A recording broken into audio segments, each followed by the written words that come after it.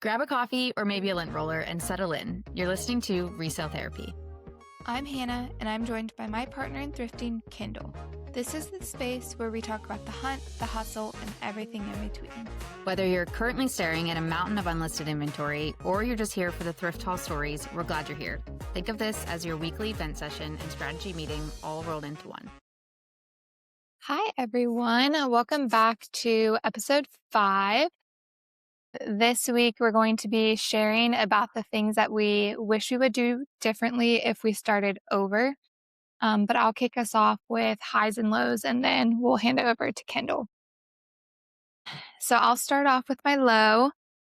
I was just sharing with Kendall that I feel like my family cannot kick sickness. This has probably been going on since like beginning of January. Every single weekend has been taken up with sickness. Well, you do So have a kid, so I feel like having a kid, it's like hard yeah, not to be sick. yeah. And it's just like it goes roundabout. It's not like we're like all sick together. It's like one person at a time and just keeps coming with something different. Yeah. I have 3 highs, but I'll do them Oh, okay. quickly. I wrote them down. So, 1, I got a Jiffy steamer. Kendall, do you have one? No, I don't. Do you know what this is? No. Oh, that's so funny. I'm glad I'm the first person to tell you.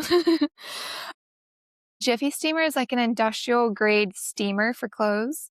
Oh, A lot of people have them, but it has like a hanging hook. So you put your clothes or the item on a hanger and then on the Jiffy steamer. And then it's like a heavy duty steamer. Like the parts of it are so nice.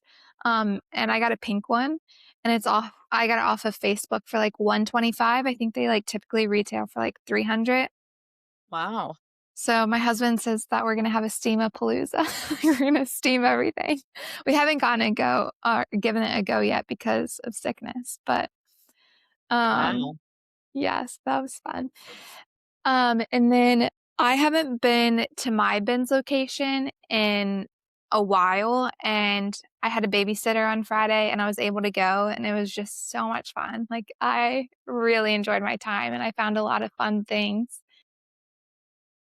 And then my last one is I had like my highest sale this year. It was a Veronica beard jacket that I sold for $539. And I bought it at a retail store, which like it was my first time ever retail arbitraging something at a retail store. Like I've only ever done like consignment stores or buy sell trade stores or ThredUp, but it was like an end of season sale in December. And the jacket I bought for $200, which I was like so nervous to buy. But I looked it up and there weren't any listed online, and it was like their Dickie jacket, which is like their number one selling jacket. So I was really hopeful and I was so excited to see that sale come in. Wow. I like, I'm not good with the retail arbitrage. I feel like I don't, especially I'd be terrified to spend $200 and like hope it pays off, but that's awesome. Good for Yeah, you. thanks. Okay, well, I'll start with my low. I did some shopping this weekend and I shouldn't have. I mean, I feel like that's like every reseller's MO is like you have a death pile, but you go out shopping. I feel very overwhelmed. There was one point where I was like feeling on top of everything, and then had big shopping trips, and now I feel like I'm back to square one of feeling like I'm drowning a little bit. Yeah. Um, so I'm trying to battle like listening to myself and not overdoing it, but then also like getting all of this stuff up and get it listed because I want to make money on it. So I'm feeling really unmotivated, and it's just been a struggle. I feel like I did well today. I got a lot photographed today, but it's like one day at a time. Yeah. But my high, again, I feel like going back to last week, I feel like every time my high, it relates to the week before.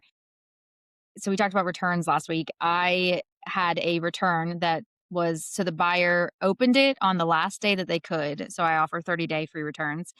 And then they have a month to ship it out. Their reason was they made a mistake, which I don't know how you figure that out after 30 days, but they said they made a mistake and then it closed without the return coming back to me. So I guess they decided to keep it. I don't know, but it was like an $80 Alice and Olivia shirt. So I was like really excited about the sale. So I was not wanting it to come back, but it always feels good. I've had a few closed returns uh, so far this year that just people don't ship it. And like I'm always praying that if they did want to return it, that they forget to ship it and then it's closed and can't do anything else. But yeah, so that was very exciting. I was just like literally watching day by day. I was like, okay, it's the day. And then I got my email from eBay that it was closed. So I was very happy, very excited about that. That's awesome. I love Mhm. that feeling. Yeah. Yeah. Which reminds me, I need to give an update about Yeah. yeah, I'm surprised you didn't come in. You're like, "Hannah, where are you?" Yeah. Yeah, so I started to accept returns. I offered for the buyers to pay, or, like, not offered, but I made the policy where buyers would pay. I gave it a day, and I was like, "I'm gonna full send it." And so Mm. the next day, I just decided I'm gonna pay for returns. And then I think have had, like, 5 sales on eBay, which still is not comparable to Poshmark, but maybe I just need to, like, give it some time to I don't know if eBay, like, has algorithms and things like that, but need to just give it time to, like, amp up more, but maybe it's paid off, like, with those sales. I It's hard to say, like, what really did it, but we'll Yeah. see. Yeah. That's exciting. At first I thought you were going to say that you decided not to do it after you did it or that you got to return immediately. So I'm glad that none of that happened, but I'm excited for you and I feel like if you think about the way that people filter out what they're looking for, like I guarantee people filter out free returns. Like I do it just to see like Yeah, and that so makes sense. your listings could have come up, you know, for whatever it was could have come up if somebody was filtering that way and so they decided to buy your thing versus but I know you can't really know for sure, Yeah. but That's a great hack. Like, if you were shopping, I never even thought about that. I It's so weird. I don't shop on eBay. Like, I only shop on Poshmark, but I'm like, I need to just, like, put that in my mind. Like, you can also go to eBay.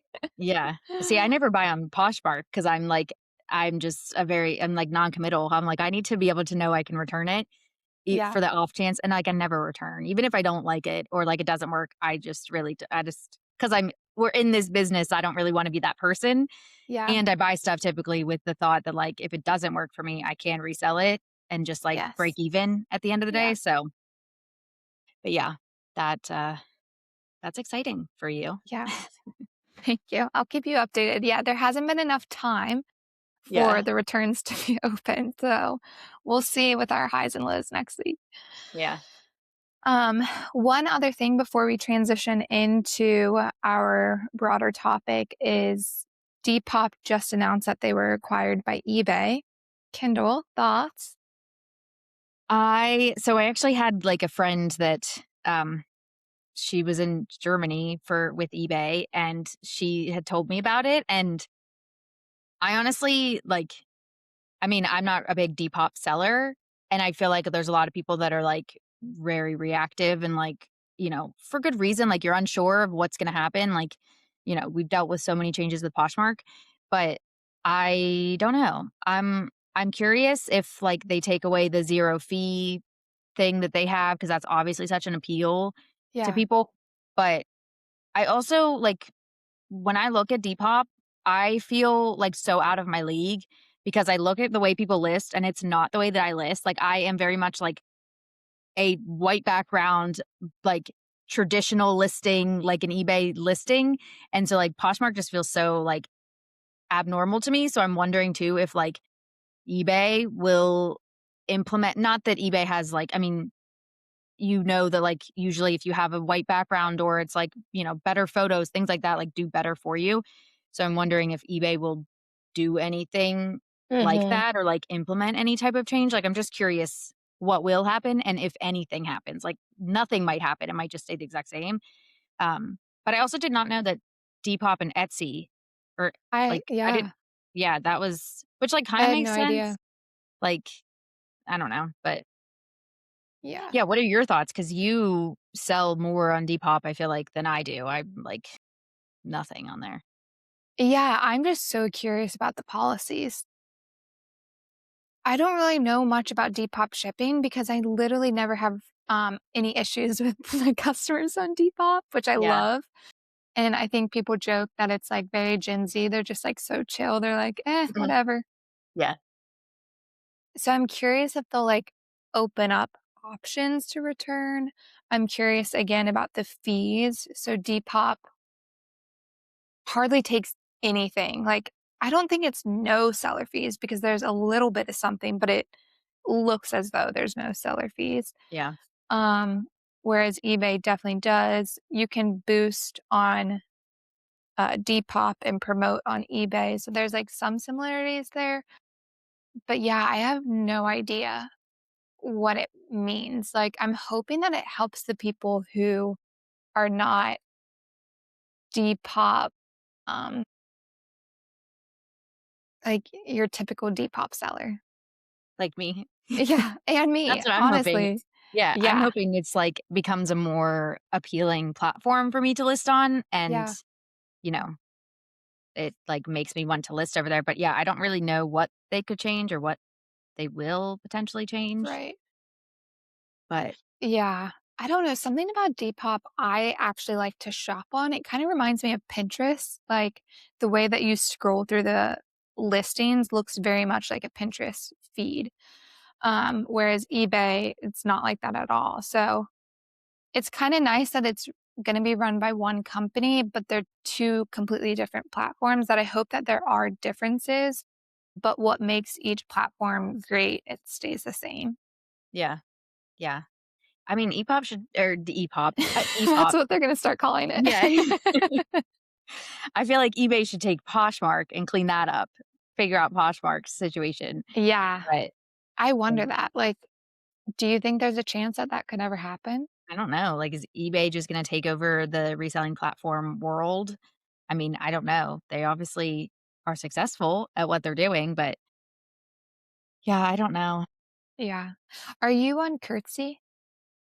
I sort of like, I have listings on there, but I have, like, I don't allow for sales just because the only thing that stresses me out is that Vendu, so, like, the cross listing platform I use doesn't have Curtsy, so if I were to make a sale, it is and I'm not expecting, like, all these sales to happen, but I would have to go in and delist it myself, and, like, I don't know, just when you start adding more platforms, like, there are appeals to it, but also it can, you know, it makes me nervous about, like, Yeah, having to have all these moving parts and, like, make sure everything is taken down and so don't double sale or anything like that, but, um, yeah, no, but I've seen people sell and, like, make sales on there, so I'm like, "Maybe," and I, like, imported everything and then got nervous, and now since then, I have sold things, so now I would have to go back and, like, find the things that sold and delist them off of there, you know what I mean? Because my yeah. like, 'cause Vendu doesn't do that, so yeah. Do you sell on there? I've sold some things. I haven't for months now. Um, but it felt like I had like somewhat of an okay run, but I don't even know how it still exists. Like it doesn't seem like it seems like many of the people I interact with are also on Curtsy, but have the same exact experience as what we're talking about, like hardly sell at all. Like maybe it's just like a younger platform, kind of similar to Depop that like we're just too old for it. Yeah, I know. Because I go on Depop and I'm like, the title of something is like fun, cute, top, going out. I'm like, I don't talk like this. Like my brain, I can't like unlearn the way that I do eBay to relearn Depop and like talk like that and make listings like that. It's just very hard for me. And a lot of it's like the style based selling that I don't do. Yeah, So that is already something that, like, I battle with of, like, how to even describe things without the brand or without the key things that I typically use, and Depop is like I'm like, "You didn't even tell me anything about it." Like, it literally is just, "Cute top,"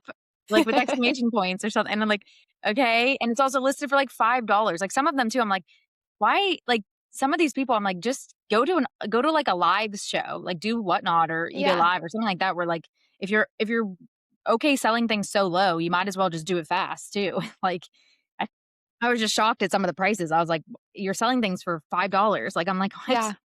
How do you Yeah. make money? Feel like sometimes I see a lot of like closet clear outs. Like it's like a very casual selling of like, yeah, just clearing out your closet that any little bit helps. But Yeah. maybe like Whatnot's like, why would I clear out my closet on Whatnot when it's like a whole, like entertainment? I don't know. Yeah. I've been on Whatnot recently. I like used to, or I never really was on Whatnot. But I just have been watching recently to like amp myself up. And I'm like, this is like a whole other world. It is crazy.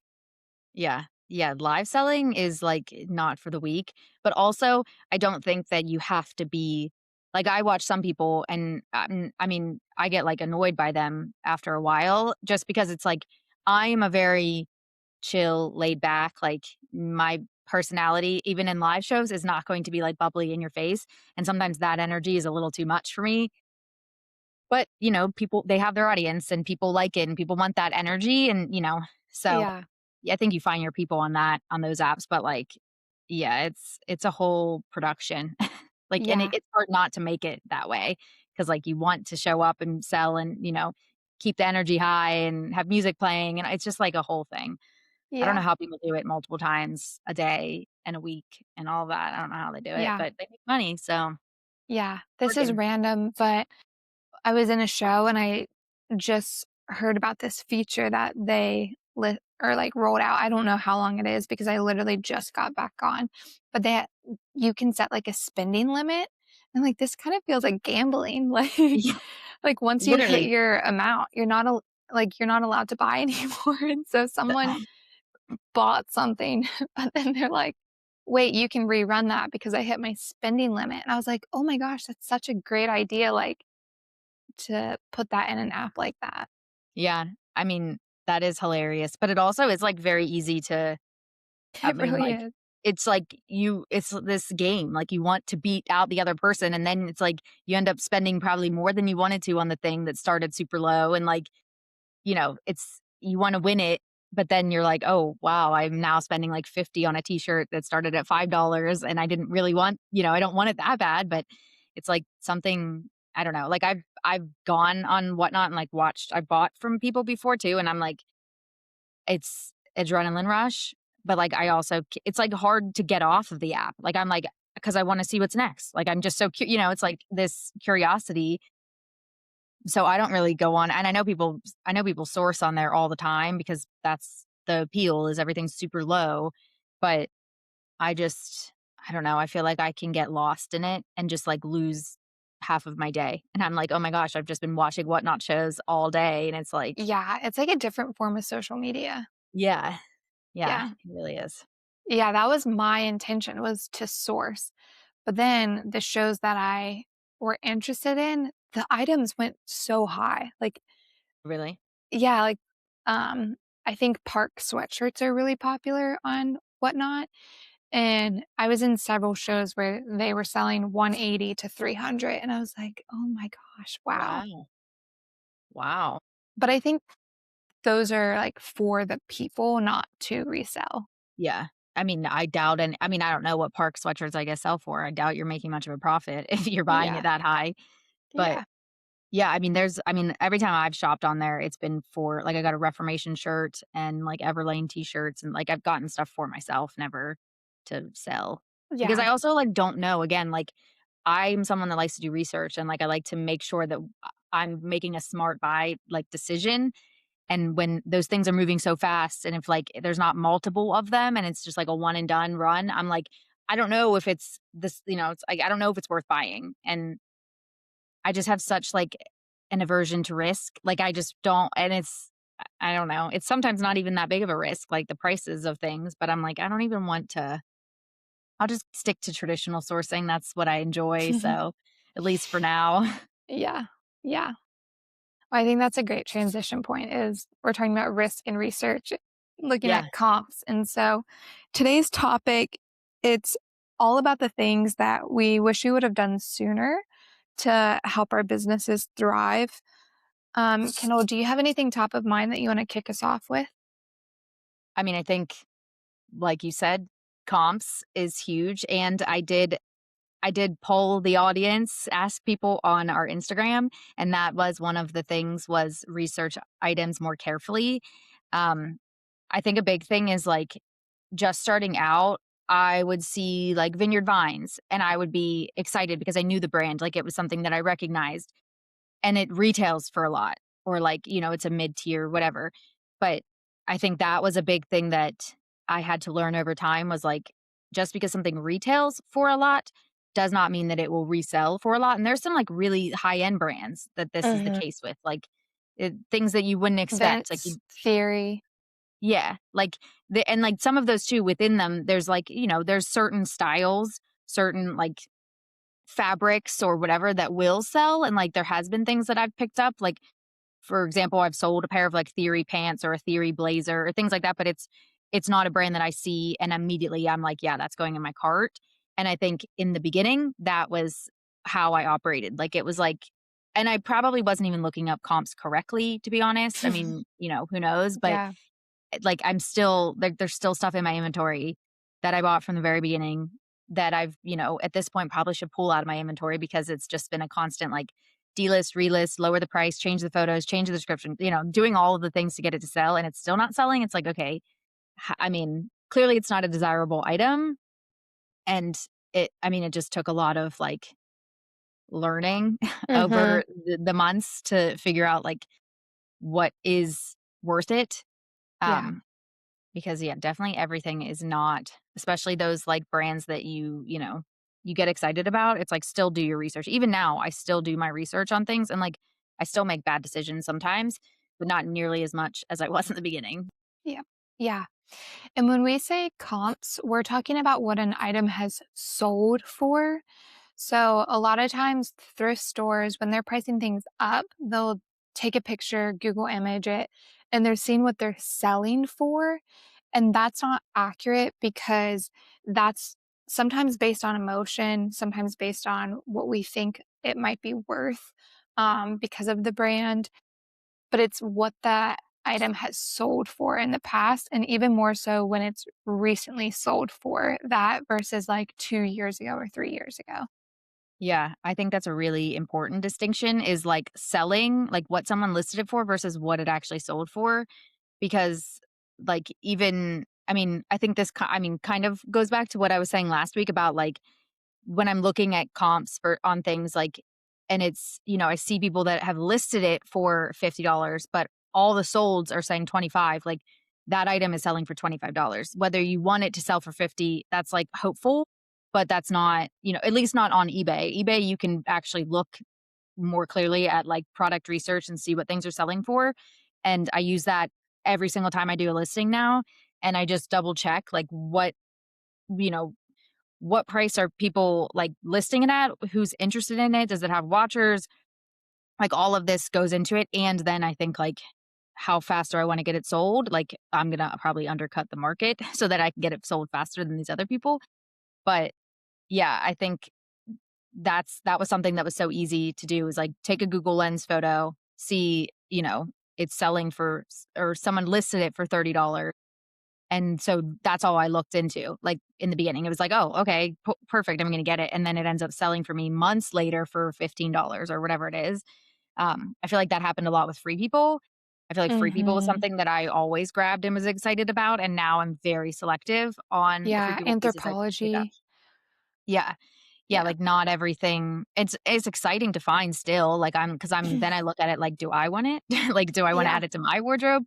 But there's a lot that is uh not as desirable as some other styles, and it's just like Yeah. that, I think just takes a lot of learning and, like, trial and error with things, and again, looking up stuff. Yeah, and sizes at that, like, brand might be an important thing to consider, but also the sizing, like, extra, extra small. I, like, hardly pick that up, unless I'm getting it for a really, really good deal, Mm. but that's I even sometimes will stay away from extra smalls. Even though that's like a common size, it just sometimes can sit around for longer. But yeah, I definitely struggled with that. And we'll talk about comparison in a later episode, but hearing about brands that worked for other people or that they were selling, like I would just remember the brand. And so if I saw that brand, then I would just pick up the item, but I wouldn't research the item itself. And Mhm. I still have, I'm embarrassed to say, but probably hundreds of dollars worth of items in my inventory that um I retail arbitrage because I was like, "Oh, this is gonna sell fast for me." But maybe it was like skinny jeans versus like a wide leg or yeah, like older items versus newer items. And I'm sitting on those pieces of inventory years later. Yeah, that makes me think of mother jeans, like the decline of mother jeans, and, like, I mean, in the beginning, I was so excited to find them, and, like, still, they're still, and again, that is very specific on style. I do not pick up skinny mother jeans anymore because I still have some in my inventory that are just not moving, but, like, Yeah, wide leg, or it's like it's important, I think, to be somewhat tapped into trends with this, especially, and again, I'm not, like, a trendy person or very familiar with trends, but you know, you I mean, skinny jeans are starting to come back, but, like, for a while, it was wide leg or barrel or whatever, those, like, looser fitting jeans, and I think it's important to pay attention to that anytime you're sourcing is, like, because that's just gonna help the sell-through of that item, and, like, not everything that you research is gonna be very cut and dry, like, you should pick it up or you shouldn't based on the numbers you see. Like, there are some things that I've taken a chance with or things that I haven't seen anything on that I'm like, "Well, in that case, I'm gonna be the only one on the market." So, like, then you have a little bit of wiggle room to decide how you want to price that item or whatever. Um, so there are some times that I pick up things that aren't very clear cut in terms of research, but I also think I pick up new with tag things, and that's something that I still have trouble, like, I still just blindly pick up new with tag things, even if, like, I have done research and the research is a little loose, like, it's vague, but yeah, I'm like, "Well, my thing's new with tags versus this person who has it listed pre-owned," like, and that's not always the best decision either, because I still have right? things that are, you think new with tags is more desirable, but if the item is not desirable, it's not gonna sell. Like, it Yeah, doesn't matter. that's such a good point. Yeah. And I've like written this down in our notes before, but like I have maybe trouble with, I'm not going to say an obsession, but definitely something that I struggle with is like going to the thrift store and seeing these really great brands and feeling responsible that they're going to go into the landfill. Mm, And so I'm saving them, but I'm not saving them because they're not going anywhere after that. yeah. And so I will oftentimes, like, if I find something good, like, let's say a pair of mother jeans, but they're like size 23 skinny, I'm gonna put them at like the end of the rack so that way maybe someone else can find them and enjoy them. But yeah, I used to really struggle with, and I still do sometimes, but I've definitely countered that mindset with knowing that there's so many resellers now that those items that are that have value still are likely going to be picked up by someone else, and like I don't need to be the person to save that item. Yeah. Yeah, somebody could have a whole store of skinny jeans and, like, you just add it to your inventory, you know? You Yeah. don't know. People sell, have very specific stores, so you never Yeah. know. But, yeah, I love that. Um, oh, I had a thought and I lost it. Um, okay, well, let's move on to inventory because I feel like that, and not the buying of inventory, I think the storing of inventory, for me Mhm. personally, that was a big shift that I had in my business. Um, I don't know how you store your inventory, but for me in the beginning, I did just totes, like bins. And I want to say it was maybe like a year and a half ago, or maybe a year. I don't even know how long ago I've changed over, but I now do everything in boxes. and I have my shelves with 3 boxes on a shelf, and everything has its own individual number, and it was a 2-week process of me switching everything over because I also made sure everything was uh in the order that I bought it so that I know now, like, number Oh, 0001 is the oldest piece in my inventory. It's a that's Pokemon nice. shirt, and I'm like, "Pokemon's big, like, why is no one buying this?" Yeah. But that way I know, like, when I see something sell and I see the number, the SKU, because like, right now, I'm on number, like, 3,500, and that doesn't mean I have 3,500 in my inventory, it's just, as things sell and I don't reuse numbers. So Okay.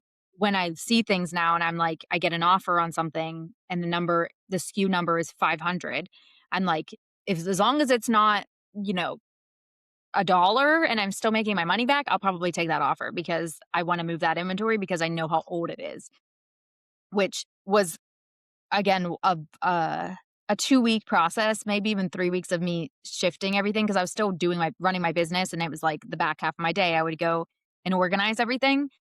But man, I am like, it's definitely one of those things that I was like, if I started tomorrow, this is how I would start. And I know that like it feels like you almost have to build up a bigger inventory to do it that way because like I have 1,300 units maybe in my inventory, but I would still do it if I had 20 things, which sounds Mhm. stupid, but like as you grow, you're going to be happy that that's already in Yep. place versus Yeah. having to switch it all. Like I switched to mine when I had like 1,000 units, Right. and yeah, it's by far one of the best decisions and, like, this changes I've made in my business. And, like, I there's no chance of me pulling the wrong item, like, it's like if that SKU is 1,000, I'm pulling 1,000 and that's it. I don't have to, like, dig through a bin and try and find the item. So, it's just like I can give my SKUs to Johnny and, like, he can go downstairs and he can pull my orders for me, and I don't have to, like, worry that he's pulling the wrong thing because if I have multiple things that look similar in a bin, it's like, I mean, back to my story last week, I've shipped something that was the wrong thing, and that was when I was doing this old method, so, like, it could happen so easily if you're just, like, not paying attention, whereas this, it's like, I have to pull the wrong thing with the wrong number, but it's like I'm already doing so many checks. So, like, the chances of that happening are very slim. But I guess I'll never say never, knock on wood, that it won't happen, but yeah, that is the best decision I've ever.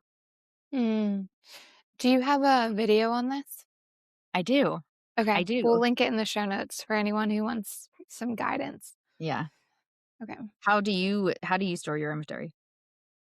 So last week I said I was a type B reseller. Yeah. I am a few steps behind you. So I you have cardboard boxes, right? Yeah, I have like the IKEA boxes. Um they're Where like I they're like the common IKEA, like they have a bunch of different types of shelves, but they all have like one box that fits all of the different shelves. But I have a huge shelf. It probably looks very similar to yours, but just IKEA. And they're like fabric, probably the size of one of your cardboard boxes. But I have it like dresses sizes. So it's like dress Oh, yes. size extra small to like 4, and then next bin is like dresses small to size 8, blah blah. And then they're all individually packed. Um and I've wanted to add numbers, but I just have not found the time to add numbers. And I think I would want to do the method where I replace um when I sell an item, like if I sold number 1, I would take that item out of that bag, ship it off, and then reuse that number 1 bag. But yeah, I just haven't gone around to that, and I just like triple check before shipping something, but I would eventually like to do that for sure. Yeah. It's always interesting, like, hearing other people's methods, like, because Yeah. there's people too that just have like, if they sell a lot of, like, Ralph Lauren or Polo Ralph, like, they have a bin that's just that brand Yeah. or, a bin that's just polos or something, like, and that works for them. I'm definitely more type A compared to Hannah, and I am, like, I need, like, very clear structure, Yeah. and it just the nice thing too is, like, for me, mine, like, instead of reusing numbers, like, I'll shift all of so, like, I have to go down and do it. It's been a bit, but, like, when I sell a lot of stuff, then I'll start to the boxes will start to get empty, so I'll go through and shift everything so that Oh, yeah. I clear up boxes. So, like, I have yet to have to build more boxes than I've already built. I mean, I don't know how many I have built, but, um, because I'm always shifting when I sell, and then I'm clearing up another shelf. Like, Mhm. so I haven't fully filled out my last shelf because I go through and I, empty and move things. And that's also really satisfying for me too, to just like see what like how much I've sold. It depends how long I've done it. Yeah. But just, I'll come up back upstairs because I bring them up in my office to fill them. And I'll come back upstairs with like 15 boxes, which to me too, it's like I can fit like 25 to 30 items maybe in a box, depending on what it is. So then I know I've sold a bunch of stuff and now I can refill all of these and I'm not feeling like I'm outgrowing my space because like all my stuff is in our garage and like a storage kind of like cutout that I've made my storage like inventory room. And I feel like I'm not outgrowing that just Yeah. yet, which feels good because like my business is growing, but then I'm shifting the boxes and getting the boxes back. So it's like I'm never fully filling up that last rack, which would I feel like would then be a little bit of a problem if I did, because then I'd be like, well, okay, that means I'm not selling things or I'm buying things at way too fast of a, of a like volume that I need to chill out. Yeah. So I've always wondered this. Why do people use cardboard boxes? I I don't know that I saw a video of someone that had this like method and that was what they used. So I was just like, Okay. okay, I'll just, I guess, I mean, I yeah, was I don't know. thinking maybe because 'cause they're lighter, like, I don't know. Or maybe, like, just super structured or something, but I see a lot of resellers, like, store their stuff in cardboard boxes like you do, and I just wasn't sure if, like, there was a rhyme or reason behind it. Yeah. No, I don't know. We have to ask the first person who did it why they Right. chose cardboard boxes because everyone after them chose them. So That's funny. yeah. Um, anything else in regards to, like, inventory? No, I think Okay. I'm good on that. This, like, kinda touches on the subject, but, um, one thing I would do sooner is buy a thermal printer and use a thermal printer. Even if you're not selling a lot, it just, like, makes it so much easier, and I feel like it just protects the label a little bit more. Like, I'm sure a thermal printed label can get ruined, but I feel like there's way more of a chance on printed paper. Yeah. Um, and it just speeds up the process, and you can make stickers too, like, yeah, I just feel like there's so many different ways to use it too, even if it's not just for your reselling business. And I Yeah. think Yeah. mine is from Amazon and I got it for 100. Yeah. I feel like there's a ton of like more affordable, like, I mean, I feel like Rollo, if you're a reseller, you probably heard Rollo. That's like a very hot one. That is the one that I have, but like anyone would do. Like, it's not like it has to be this top of the line one, and even so, that one was like $250 maybe, which I've been using it now for, I'm coming up on 3 years. I got mine pretty early. It would still be something that I would get probably even earlier than I did, but, um, well, I think actually my husband got it for me as a gift whenever I started selling, like, more serious, um, but I mean, it's also like part of your supplies, so, like, it can be written Yep. off in your taxes, so, like, it is something use for your business, but I love mine. Like, I feel like, also, I have videos of me, like, making stickers, showing how I make stickers. I haven't bought, generic thank you stickers since I pretty much learned how Mm. to make stickers on there, um and I have more ideas to use with it too, like creating some sort of coupon code that is a sticker that I can add on to, Mhm. orders, things like that. Um, I feel like there's so many ideas, but yeah, the cutting and the taping, I do not miss at all. Because also you think about how much supplies you use during that, and ink, like regular ink is so expensive. Like the Yep. thermal one, you don't have to do anything. Like you can darken it if you need to, but it's not Yeah. like you have to physically buy something to put in like, load into it. Yeah, it's just like a one-time purchase. That's really nice. Yeah, yeah. It's definitely one of the best purchases. I highly recommend. Mhm. Speaking of other I guess I'll quickly add some other supplies related things that I would have gotten sooner. Well, for me, my whole s 3rd bedroom is, my photo room. I'm very blessed. We don't have any children, so I have 2 of the rooms in the house. But I would have done that sooner if I could, and that being create a room for my photos. I have a board that is on a hinge that leans out, so I'm not on the floor, like, that just made me despise photographing. So, I would do that right away, but also get LED lights. This is another thing that I feel like is a investment in your business. Like, they're not cheap if you want good ones, but they're also not like, thousands of dollars. You don't have to buy the top of the line, but the ones I have, I've had for I think I bought mine in like February whenever of the first year that I started, so it was still a little bit into it, but um I it's the best investment just because if you do photograph and you rely on sunlight, the days that it's gloomy, rainy, or you're a night owl and you get motivation at night, like you can't photograph. And I mean, I guess you could use your overhead light, but it's just not probably going to produce the best quality photos. So that is something that I love my lights. I feel like I talk about them on my social media a lot because it's just such a small price to pay for be able to photograph whenever I want. Because I in the beginning was relying on sunlight and, I was also working a full-time job, so it was like I had to work with the time I had, and if I didn't work a Saturday and I wanted to, list and take photos and it was gloomy, I just that whole day was a wash, like, I couldn't do anything Yeah. then. So, yeah, that is another more expensive piece of supplies that Yeah. is totally worth it. I'm buying them, when we move into our next house and set up things. I've already put that on my list. Yeah. Yeah, I definitely recommend.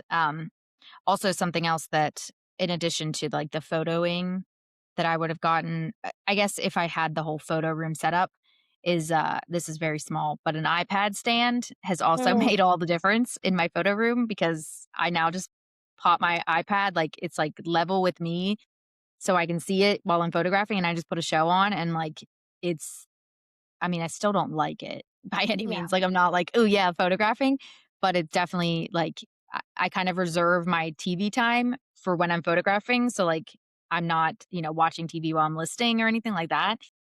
And so it feels a little bit more special. Yeah. But yeah, I love doing that too. Like, even today, I had a show on. So very small. That's a Um, small one. do you take your photos with a camera or with your phone? I use my phone, but I did purchase on eBay actually a second phone. So, like, just because again, I also make content, so that is more part of why I got a second phone, but I got I think it's a 15. It's a little guy, but I got this to use for photos and content so that my personal phone is not being filled up, which I mean, and it was like 700-ish dollars, which again is not like, not expensive, but I don't I don't pay a phone bill on it. It's not like I have access to calling or texting, Yeah. but yeah, I do have a, like, Sony, like, nice camera, and I think I did in the beginning try that out, like, very, very beginning, and was just like, this is not, like, fast enough for me because I wanna Okay. be able to, like, have it on my phone and, like, make a listing pretty quickly, and I just feel like it's too clunky with, like, an actual, like, fancy Mm. camera, and you don't really need that. Like, I don't think that's, you know M maybe your quality of photos is a little better, but people are still buying my stuff and I take photos on a iPhone, so Yeah. Okay. Just curious. what about you? I just use my phone too, but I have thought about getting a camera because I think that could be easy uploading it to my cross listing apps Mhm. versus first uploading it into a platform, then cross-listing. Um, but it's not like I'm dying to do that or really need to do it right now. It's just something I've thought about. Yeah. What cross lister do you use? I use Nifty, and I've only been using it for like 2 months, and I don't even know if you can first upload to Nifty or if you first have to, because the way I've been doing it is I upload to either Poshmark or eBay first, and then it pops up into Nifty. Yeah, that's what I use Vendu, but that's what I used to do, but Vendu has a mobile app, so, like, you're able to like, I now make my listing into Vendu, and then I upload the photos from my phone into the app, like, on that draft listing, and then I can list to eBay and Poshmark, like, immediately, um, but I don't know if Nifty is they don't have an app, right? I don't think they do. Maybe they do. Think No, I don't think I don't know. I feel like I have heard someone say about it, and then when I tried finding it, I couldn't find it, so I don't really know. Yeah. Maybe it's It in the works. still feels so new to me. Yeah. Yeah. Um, yeah, that is all I have to say about, I guess, While the we're cross. on the topic of, like, cross-listing and, like, um, bots and apps and all of that, like, do you feel like that's a good investment? Like, someone, purchasing Prime Lister or Nifty or whatever? Yes, that is definitely that was on my list is to cross Okay. list. I feel like that is something that I talk about on social media is like I it was something that I wish I did sooner. It took me like 6 months maybe to start on Poshmark, and I actually started out with using Nifty. At least maybe I started with Vendu cross listing, but Nifty I started with their automation of offers, and Mhm. that was no joke, like, I turned it on, I tried the free trial, and the first day that I did, I made, like, 10 sales, and I was, like, hooked. I was like, "Okay, this like, why have I not been?" Because you just can't get to everyone fast enough unless, like, you have a smaller inventory and you're, like, more plugged in all the time, but if I'm listing several things a day, and then I also already have, 1,000 plus units, so I'm like, I don't want to be sending my own offers, and that was something that again, it's like you're giving some power away, but also, like, you set it up the way you want to, so, like, you're still it's not like they're doing anything that they want, like, you decide what percentage you wanna offer and things like that, Yeah, you're but outsourcing. yeah, yeah, that was, like, my first sending offers was the first taste of somebody else doing some of the heavy lifting for me, and I was like, "Absolutely, 100% worth it," and then cross-listing came later, and it was also, like, why am I not putting my stuff to on more platforms? Like, I get like, I don't know, the negative, I guess, having things sell on multiple platforms, and what do you do? And you have to cancel orders but that happens so infrequently, and, like, a lot of, cross listers now have, like, auto sale detection, so, like, they will delist it for you on the other platforms, which is huge because then you don't even have to think about it, like, you make a Mhm. sale in the middle of the night and it gets delisted on the other platforms.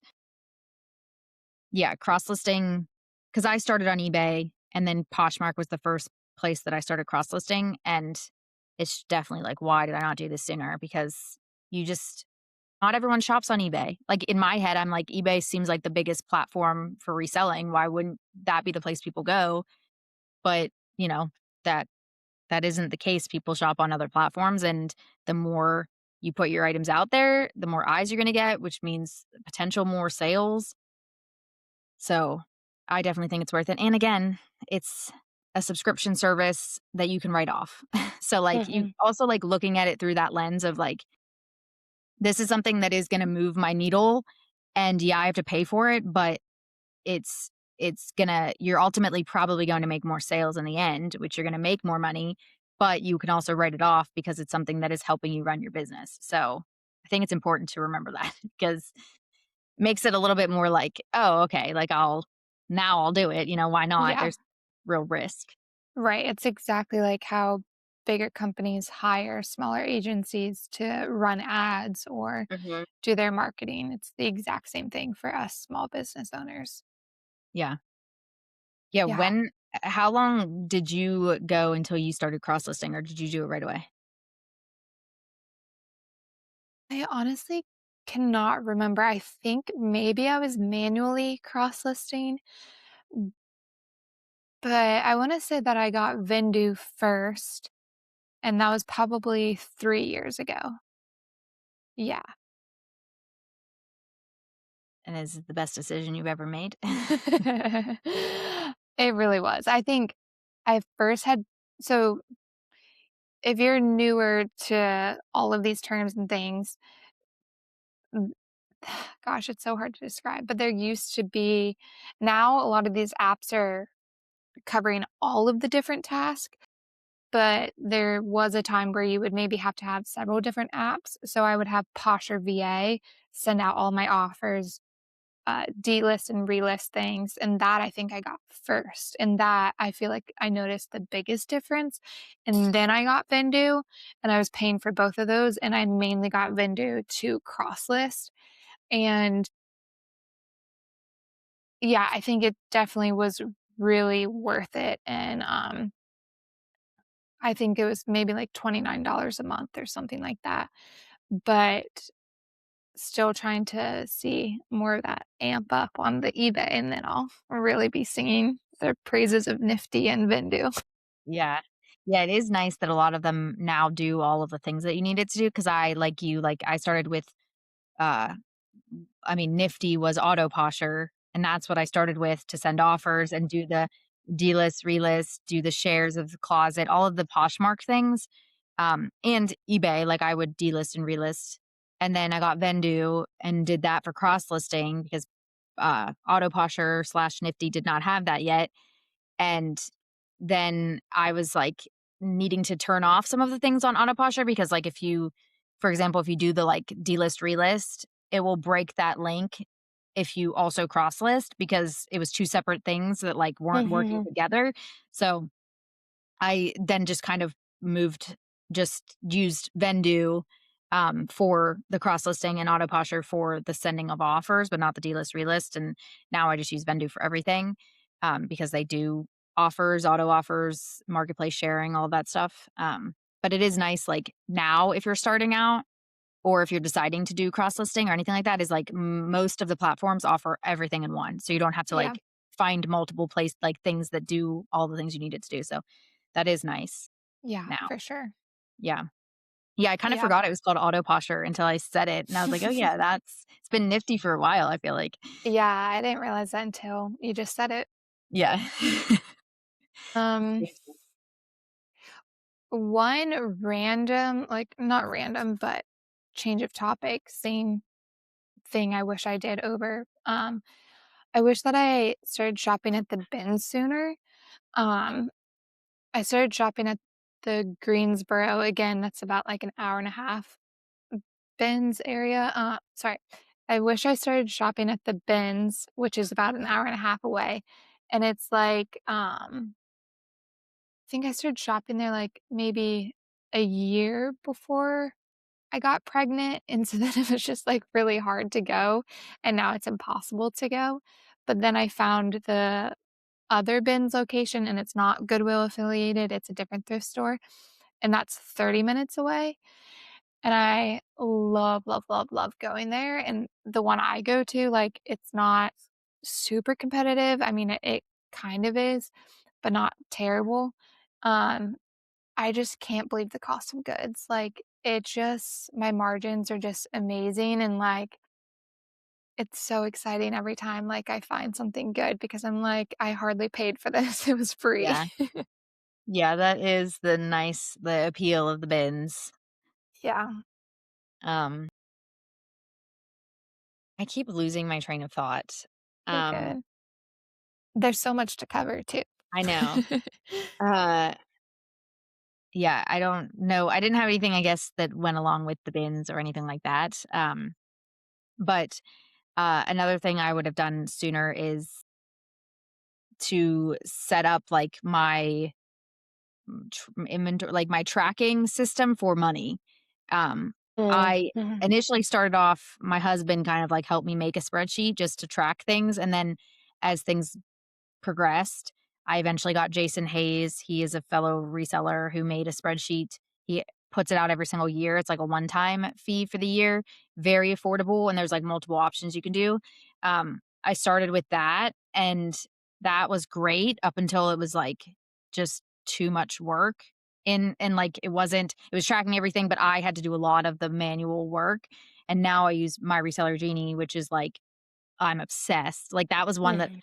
I didn't get that until August of, like, this past year, and it just the simplicity of it and, like, I don't have to do anything, I just have to double check that things are correct and, like, make sure that things are expensed correctly, all of that. It's just so nice, and I think that this will be my first time using that with like, an accountant, so we'll see if, everything shakes out and everything's fine with that. But yeah, that and kinda coupled with, uh, getting a separate bank account and a separate credit card. So I use a separate credit card and I pay off my credit card with that separate bank account that is my business account. Um, and that is really nice because I'm also like getting points on that credit card. I'm using it very frequently. And I use that linked up with PayPal for my labels. So I buy my labels through PayPal through eBay. Like I use my PayPal account with eBay. So I also have like a cashback on PayPal. It's just like there's so many additional little benefits that kind of compile and add up. But just having the like not having to look through my bank account, my personal one, and see my inventory purchases or like just figuring everything out within my personal account. Like having that separate like entity is just really nice because I know that that's all I use it for. So like everything that is business related goes through that account. It was super easy to set up. Like I just, I have a PNC account and it wasn't, I don't know, I feel like it was one of those things that it took me a minute to do, even though I like knew I should. It was just like, Yeah. I'll figure it out eventually. Yep. But Yeah, yeah. I kind of fell into it. Like I had a separate bank account that I wasn't using that I just decided this is how I'm going to run my business. And it's just way easier than like seeing it in our account. Like everything would get lost if it was in our Mhm. account. Um, Everything's so clear cut when it's its own separate account. But you said something that reminded me that I did not put on the list, and you actually helped me with this a few months ago. But I had no idea that you could create store policies in eBay, and you recommended instead of doing calculated shipping, doing flat rate shipping and creating your own prices for shipping. And that way, when someone buys something, they're doing it based on like what you're estimating it's going to cost. And you're probably giving them a huge discount compared to calculated shipping. So they're going to be more likely to buy from you than someone else who's selling the same product but using calculated shipping. Because I think you had looked at my eBay and acted as if you were buying something and the calculated shipping was really high when we're not that far apart.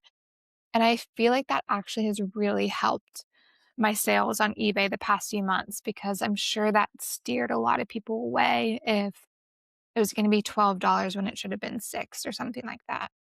Yeah. Yeah, that was something I feel like I did actually do pretty early on, so kudos to me.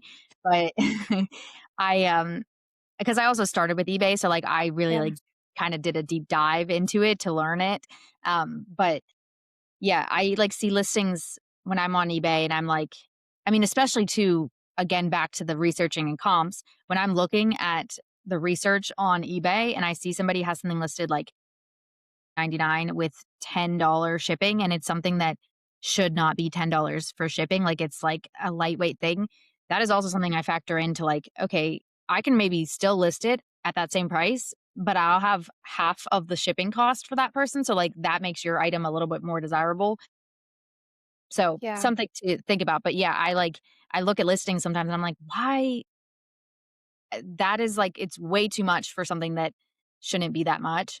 Um And, like, even people complain about, like, my shipping. Like, I feel like my ratings on eBay, it's like everything's a 5.0 except for my shipping. My shipping is like a 4.9 or 4.8 or Mm, something, which I don't know how long that information stays. Like, it could be mhm. when I did do calculated shipping in the beginning because I did start out that way. But yeah, I mean, people will find things to complain about, but I try and offer a lesser amount than the other people, you know? But also rates are always freaking getting raised, I feel like, though. It's like sometimes Yeah, now I'm like losing money on my shipping, which like is not that much. And like I want to get the thing sold. So I'd rather offer and like pay an extra 50 cents on shipping myself than have that person not buy because it's $10, you know? right, right. Yeah. Yeah, that's a good one. Mhm. Yeah, and if that feels complicated for you guys to, like, create your own, um, shipping and, like, I don't know. I feel like when I said that, that felt really advanced, but there's really great articles on eBay on how to do all of this, and so I'm just saying that as, like, something to keep in mind that might be a way to boost your eBay. Yeah.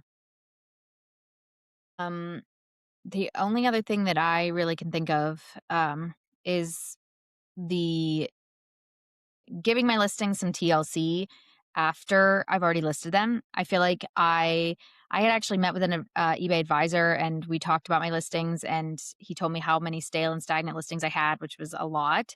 Um, and he was like, "Oh, you're doing the crock pot method. Like you set it and forget it." And I was like, "Yeah, that's exactly what I'm doing."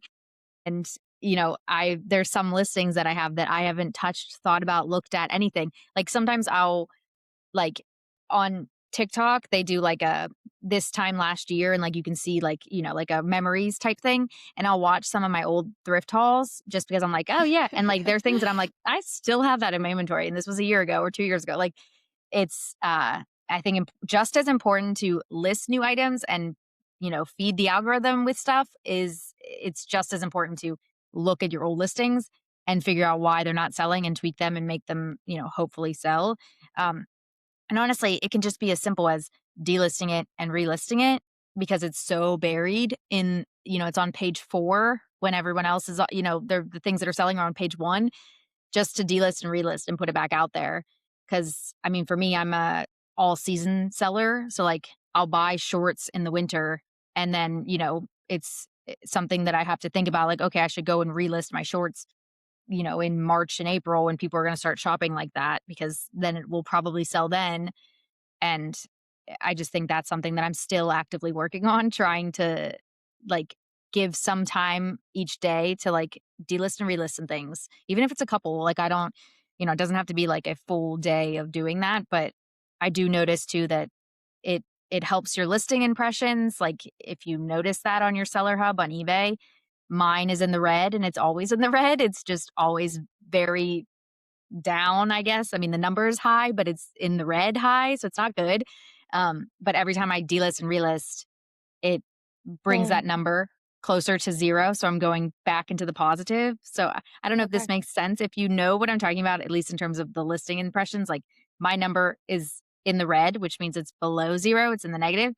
And the more that you fix those old listings brings you back into kind of the green status where your listings are getting impressions because mine like your store can have so many units and you can be selling all of your new stuff, but if all of your old stuff is still sitting, it's still going to bring your store down. And like I've learned that the hard way, and that's something that I strive to do like every at least Monday through Friday when I'm working is to just do a little bit. Like it doesn't have to, because I have a lot, so it can feel very overwhelming. So taking it day by day and just doing like a few. And I do notice that I'll have offers come in or sales come in and like it might not have anything to do with each other, but I like to believe that it does, that like I'm feeding the algorithm, I'm helping, I'm putting new things out there and eBay is rewarding me with sending me buyers. Yeah. Yeah. Yep. Yeah. That's really useful. Yeah. And even just like updating pictures, adding more pictures, adding measurements, adding more keywords, like anything you can do to just make that listing more attractive when maybe you were in a hurry the first time you posted it or whatever. Yeah. Yeah, there's actually, if you sell on eBay, there is a way that you can get your listings quality report, which is also very helpful if you are someone that wants to go back and fix things, is like it will give you a report of how your listings are doing and how you can make them better. Like it tells you what you can do. And most of the time it is, I need to add more photos. 8 photos is like the sweet spot for clothing. I don't know about other categories, but 8 is where what eBay wants you to have, and so a lot of mine have, like, 7 or 6, some things you feel like, I don't know how to take more photos of this, and, like, I get Yeah. that. Um, I think for me, I then try and look for, like, stock photos if I can, Mhm. or create, like, AI generated, like, the person wearing it, something like that, um, to kind of add to the photos, but yeah, Yeah. you can find that. I think it's under your performance tab on eBay, but you can also probably like, just Google it and find it, but Yeah. that is another way to actually get some, like, insight into why your listings aren't selling. Yeah. And I will say too, like, if you have, um a bit of like natural fiber inventory or anything like that. I feel like that is like a hot thing right now. So even posting a picture of the fabric tag, like I feel like in the past year or two, I've had more people than ever ask for information on what the fabric is made up of. So that could be really useful, even adding that into the title, like 100% linen or 100% cotton or whatever it might be. Just staying up to date on like what's trending and really using that to your advantage. Yeah, that's a good point. And yeah, like, use, like, keywords, things like that, like, during Valentine's Day or, like, before Valentine's Day, anything red or pink or dresses, Yeah. adding those words in that people could be shopping for. And, like, I get it if you have a very large inventory, it can be like, "Oh, I don't have the time to do that," or, like, "That's too much." But, like, do a little bit. Like, you don't have to take on this huge project, but, dedicate an hour or something of your day, maybe that's too much, I don't know, 30 minutes, and, go in and fix 5 listings and, like, fix them to, like, a good place. Don't just, like, do a little bit because, like, you don't wanna half-ass it if you half-assed it in the beginning, you know? You wanna go in and, like, actually make it where it could sell and cross-list. Like, I feel like a lot of the things that I've delisted and relisted, I didn't initially have on Poshmark, and now I'm putting it on Poshmark, and now it's selling on Poshmark.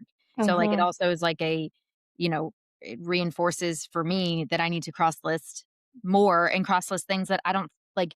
I feel like sometimes you get in the or at least I get in my head of, like, Poshmark is more girl stuff or, like, dresses or, like, I don't know, that's where I think of, and so sometimes maybe I don't post things that actually end up selling there versus somewhere else. Yeah. Um, so yeah, like, don't go into it with any type of, like, assumption and just cross list on both, see what happens, and yeah, just fix your listings, like, actually fix them. Because I'm sometimes guilty of just, like, doing a little bit. And, like, this is advice even to me. Like, I know that I can probably do a little bit more, um, or just, like, make the decision to pull the item. Like, if I'm, like, constantly and I've done that once this year, and I'll probably do it again, but, like, if I'm constantly trying to make this listing sell, like, I put it on sale, I've changed literally everything about it apart from what the actual item is, maybe it means I need to cut my losses and move on. And sometimes that's, like, a tough pill to swallow, I feel like, 'cause you're like, "Well, I spent the money and," The time. but, like, you're just storing it for 2 years, and, like, I mean, take it to a buy sell trade and, like, break even, that's, like, Yeah. that's what I plan to do, like, throughout this year is, like, slowly do that with my inventory because 'cause I'd rather have an inventory of 500 units that are strong and I know they're good and everything about the listing is good than have 2,000 units that are okay, Like, I'd rather be, like, super solid, and that's kind of where I wanna get. Like, I wanna slim down my inventory rather than build it up because I want to have more high quality items than things I bought in the beginning. Yeah. Again, need to Yeah. get rid of some of that stuff. Yeah. All right. Well, let's finish with our prescription. So, our prescription this week is to just take one or, however many feels fitting to you, pieces of our advice or even your own, considering what you want to do differently starting now in your closet or in your inventory, and think of ways that you can improve or change your inventory or process or ways to stay motivated, whatever it might be.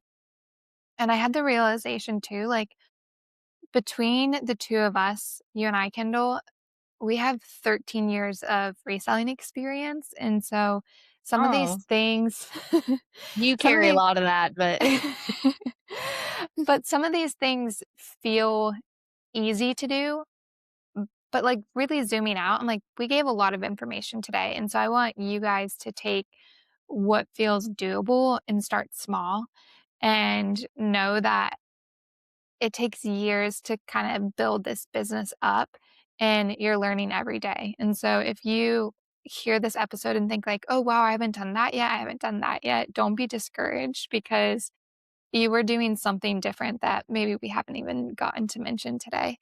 And you're doing a great job. So, anything you want to add to that prescription? no, I feel like that was great. Yeah, just take a little at a time, day by day. Yeah, absolutely. Awesome. Well, we will see you next Thursday then. All right. Bye. See you then. We hope you're feeling inspired and ready to tackle your next sourcing trip. Thanks for making resale therapy part of your weekly routine. We'll be here every Thursday to dive back into the world of reselling. If you enjoyed today's episode, please leave us a review. We will include any helpful resources, our socials, and selling platforms in our show notes. See you soon.